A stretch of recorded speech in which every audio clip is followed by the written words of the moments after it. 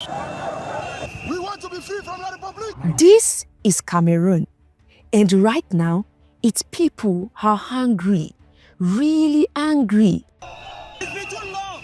We want restoration. Come, want restoration of Southern Cameroon or West Cameroon. They are in the street, protesting, risking their lives just to be heard, all because of one man, Paul Biya, the president who ruled this country for 42 years.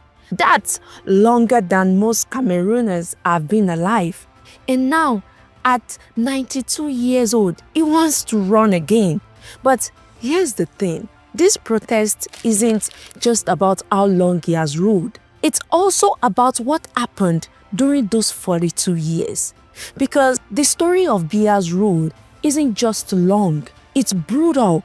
Torture, corruption, disappearances, fear, and how international powers, especially France, have quietly kept him in place, pulling the strings like a puppet master.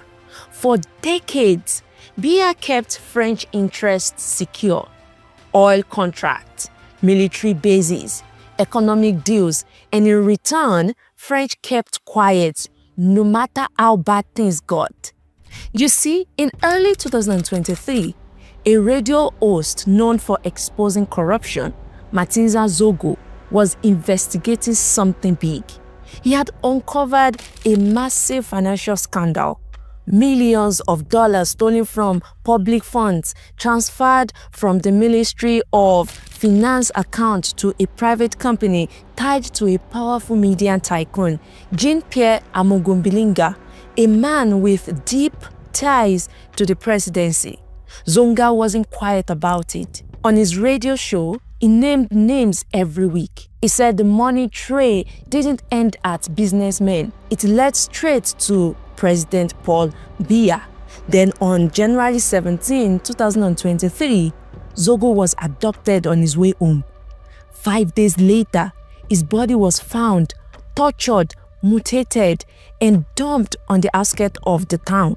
The suspicion was that his last investigation of corruption that linked directly to its president led to his death. And now, in January 2025, Paul Biya announced he would run again for the October 5th election. But this time, Cameroonians are done waiting. The influence of France, the former colonizer that didn't really leave, through quiet deals, debt, diplomacy, and economic control. And now, that system is finally being called out. But to understand why Cameroon is falling apart and why protests are exploding now, you have to understand the man who's ruled it for 42 years. I mean, how did it stay this long?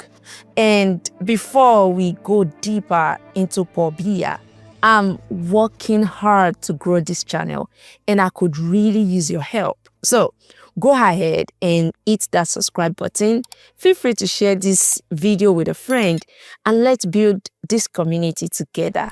Okay, thanks. And let's get back to it.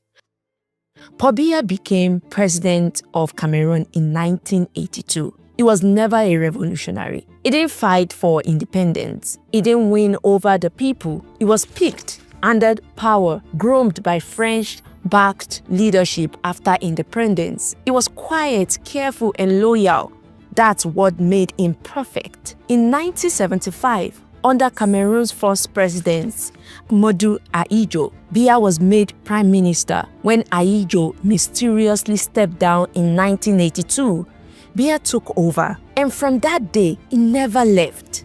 He consolidated power fast, purged opponents, rewrote the rules. In 1992, when Cameroon finally allowed multi-party elections, Biya almost lost. So here is what he does next to make sure that wouldn't happen again.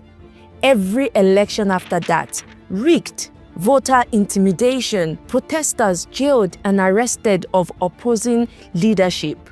And in 2008 and 2011, he changed the constitution to remove limits altogether, clearing the way to become president for life. And while Camerooners stayed poor, Schools failed and hospitals ran out of supplies. Biya stayed rich. Biya kept traveling. He rarely appeared in public. Between 2006 and 2017, he spent nearly 1,500 days abroad, most of it at luxurious hotels across Switzerland and France. In 1 year alone, he spent over $1 million on hotel bills and private jets paid by Cameroonian taxpayers. Biya was basically running Cameroon from hotel lobbies like a company, and the people were never on the board. It became more than a president. It became a system with a web of loyal ministers, secret police, businessmen, judges, all loyal to him. And anyone who tried to break the grip disappeared. But now the country is shifting, and for the first time in a generation, people are starting to ask out loud, who gave him the right to stay this long? Here is something most people outside Cameroon might not know. It's called the Anglophone crisis. You see, Cameroon has 2 official languages, French and English. But that's just on paper. In reality, the French-speaking majority controls almost everything: the court, the government, and the education system. And for decades, English-speaking Cameroonians, mostly in the northwest and the southwest, have been treated like second-class citizens. In 2016, lawyers and teachers in those regions started protesting peacefully. They weren't asking for independence. They were asking for fairness, to use English in court, to teach their children in their own language. But the government responded with military force. And when people pushed back, Biya's regime labeled them as terrorists. Soldiers burned villages. Families, they fled into the forest. As of today, over 6,000 people have died and nearly 1 million have been displaced. Entire communities destroyed just for asking to be treated equally. What started as a peaceful protest has now become a war. A war many believe could have been avoided if Biya had simply listened. That's the legacy his rule left behind. Ignore the voices, then crush them. Under Paul Biya, corruption became normal. Billions meant for roads, schools, hospitals, electricity vanished. Instead, you find it in Swiss bank account, Paris real estate, and luxury hotels. In 2018, Biya's defense minister was caught stealing nearly $400 million in military contracts. In 2020, a health ministry audit found COVID funds were disappearing before vaccine even arrived. Meanwhile, unemployment, especially among the youth, kept rising. University graduates with no jobs. Teachers are unpaid. Doctors are forced to work with broken equipment. Roads across rural Cameroon remain unpaved. Hospitals, they run without running water.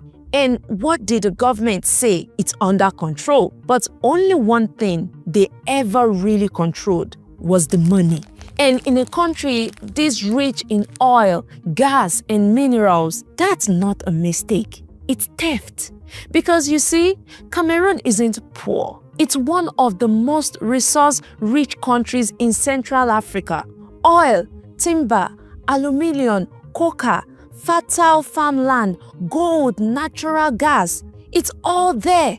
Cameroon should be building highways, world-class universities, hospitals that actually work. But instead, people are drinking from dirty wells and walking miles to school on broken roads. Why? Because for decades, the man on the top hasn't cared. And with a leader who lives in 5-star hotels while his people starve, what exactly did you expect?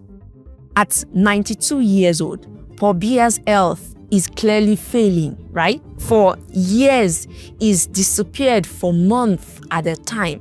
No press conference, no national addresses, no cabinet meetings. Reports suggest he's been in and out of private hospitals in Switzerland since the early 2000s. The Swiss newspaper Tribune once reported that Biya had spent over 4 years abroad during his presidency, most of it for medical reasons. Is rumored to suffer from dementia, heart complications, and other age-related conditions. And the few times he showed up, he often seems disoriented, slurred, barely responsible. In December 2022, at the United States African Leaders Summit, cameras caught Biya staring blankly into the crowd, struggling to follow basic protocol. It was painful to watch, but instead of stepping aside, right? Biya is running again, and now his supporters are even floating the idea of his son, Frank Biya, taking over, turning a failed presidency into a family business. Cameroonians call it a national embarrassment.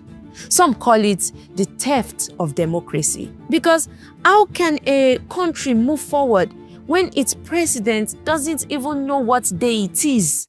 So, why hasn't Biya stepped down? Why does a visibly sick man, barely present in his own country, still hold on to power?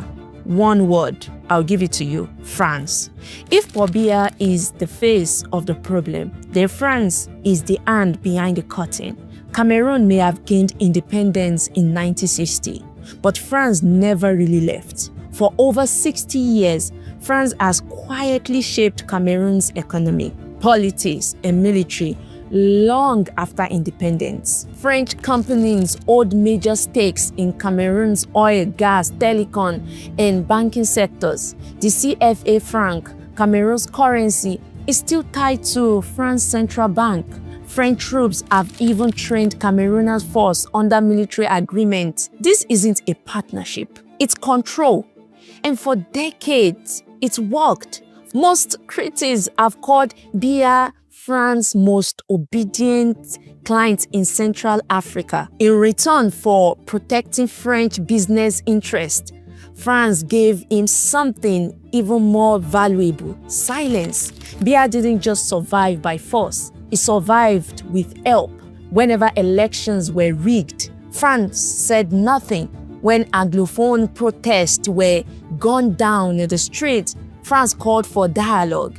When Biya's people stole millions from public funds, France made no statement at all. Why? Because Cameroon is valuable. Biya kept their money flowing, and France helped keep his power intact. He gets protection, and Cameroonian people, they get left behind. Cameroonians are not just protesting Biya, they are protesting the system that kept him in place, a system designed in Paris. But it's not just France. The United States has also played a quiet role in keeping Paul Biya in power. For decades, the US has called Cameroon a key partner in fighting against terrorism, especially against Boko Haram in the north. The US deployed over 3,000 military personnel to North Cameroon to support intelligence, surveillance, and training. Biya used that partnership to his own advantage. He cracked down on his haters, jailed journalists, rigged elections, and told his Western allies, "At least, I'm keeping the region stable." And in Washington, that was enough. Yes, the US has occasionally condemned human rights abuse in Cameroon, but it has never come with consequences. Now, Cameroon stands at a crossroad after 42 years. Will Paul Biya cling to power one more time? Or will Camerooners finally take back the pen and rewrite a different ending? Whatever happens, this country is done being silent. And for the first time in a generation, real change finally feels possible. Thank you for hanging out with me. Let's keep pushing for a better Africa. And do not forget to subscribe and share this video with a friend. I've also got a video on the South African genocide claim and another on Burkina Faso's bold revolution, which is honestly the complete opposite of what's happening in Cameroon right now. So yes, go check them out and I'll see you there. Have a wonderful